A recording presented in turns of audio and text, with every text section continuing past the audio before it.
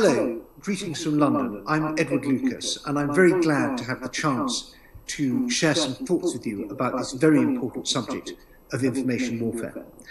I think the first thing I want to say as a Westerner is that we need to learn from you guys. The Ukrainians, like the Latvians and Lithuanians and Estonians and Georgians and others, are way ahead of us in the West in terms of understanding the way in which the Kremlin uses information as a weapon. It's not just that many of you grew up in the Soviet Union, have experience of Soviet propaganda, and also that you speak Russian mostly much better than we do, but you also have a real fingertip feeling for what's happening. You can smell stuff that we can't smell. And one of the things I'm working on at my think tank, SIPA, in Washington and Warsaw, is trying to get some of your information warfare experts over to Brussels and Berlin and London and Washington and other Western capitals so that you can help train our journalists and editors and other policymakers and others to understand what's going on, because you guys get this in a way that we don't.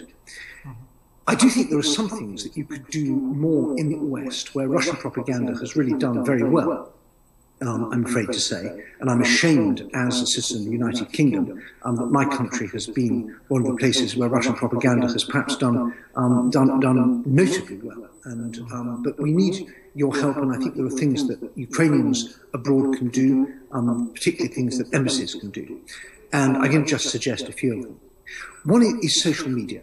I think that we could have a stronger Ukrainian presence on social media, engaging not with the trolls, because that's a waste of time, but really pushing back. If you have a Western news outlet which says that Crimea is historically Russian, or that there are neo-Nazis in the Ukrainian government, or whether wittingly or unwittingly reproduces these kind of Kremlin tropes, these Kremlin lies, Kremlin myths, we need to call them out. We should object, and I think a good lesson here comes from the Poles, who have done a really good job in finding anyone who uses the phrase Polish death camp. Obviously, they weren't Polish death camps, they were death camps in occupied Poland run by Nazi Germans. But the Poles decided this was a big problem for them in terms of Poland's image, that they were being tarred with complicity in the Holocaust. And every Polish embassy and every Polish organisation and any Pole with time on his hands just gets stuck in there. If it comes up on Google News that some local paper or radio station or someone has used this phrase, then they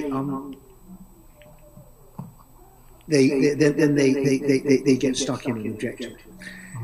So that's one thing. That's one thing you can do. I think more generally, the Ukrainian Foreign Service still has some habits of the old Soviet bureaucracy. People are quite risk-averse. They think they'll be punished if they make mistakes. It's better to be not to make mistakes than to make mistakes in a good cause.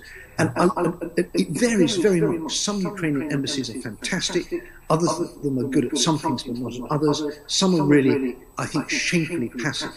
And I think every Ukrainian should say, I'm paying taxes for this. I want my embassies and my consulates, all my diplomatic missions to be out there in the front line of information warfare, getting engaged, turning up to events, complaining to editors, writing letters, writing op-eds, blitzing social media. And if sometimes things go wrong, well, it's better to get a few things wrong in a battle and you're winning than to make no mistakes in a battle that you're losing. I do think that generally the tide is turning, and I want to finish on this hopeful note. I think that compared to where Ukraine was 2 years ago, you're ahead. People understand that this problem is not about anything you did, it's not about anything the EU did, it's about something that Putin did. And so the problem people are seeing that the war in Ukraine is a symptom of a wider problem, and that problem is a problem for all of Europe, for the whole Euro-Atlantic community. So you're head on there. People understand that reforms are happening. They know that Ukraine has got lots of problems, but they also see that there's some progress. I do think we could do a better job of highlighting things that are going right in Ukraine. We have a lot of very good reporting from the front line. I think we could have, I'd like a little bit more about successes in anti-corruption, successes in public administration, which is the best run city, the best run town, the best run local district in Ukraine. Let's have some good examples of how these reforms are happening. Even if they're quite small ones, it still encourages a sense of hope and optimism both at home and abroad. So I can see a room for a bit more there. But in general, I think it's going to be a long struggle, this. It's not going to be over quickly. You, unfortunately, are doing most of the work, and I'm sorry about that, because you are the most vulnerable, poorest, and in many ways the weakest of our allies, and you're having to bear the greatest burden. I'm sorry about that. But I do think that if we keep our spirits up and stay determined, we can win this one. So best wishes from London, and I hope to see many of you in Ukraine next time I visit.